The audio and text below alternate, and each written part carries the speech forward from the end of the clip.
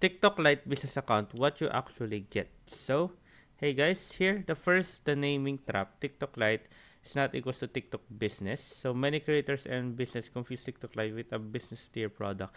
They're fundamentally different. TikTok Lite, a stripped down app for slower networks, fewer features, not ad or commerce ready, limited to selected regions, not available in the United States. TikTok Business is a free account upgrade. Unlock Ads Manager, TikTok Shop, and advanced analytics available globally. So what a TikTok business account actually gives you in 2026. Ad Manager Analytics, full campaigns tools, performance dashboard for data-driven decisions, TikTok Shop tools, and also business profile assets. Add a website link, contact button, and other credibility signals to your profile. The trade-off, what you lose when you switch. So, music library.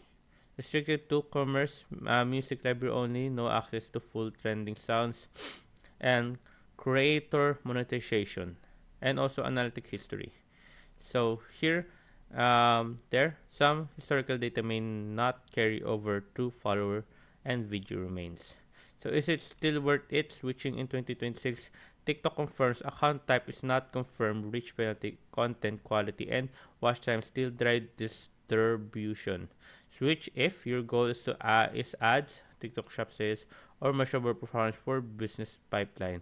Don't switch if your growth depends on viral trending audio or direct creator payouts like creator rewards and gifts. Bottom line, match your account type to your primary revenue model, commerce and ads versus creator monetization and virality. So there you guys. Hope you guys enjoyed. If you have any question, concerns, type it down question below guys. Happy to answer as soon as possible, and thank you guys.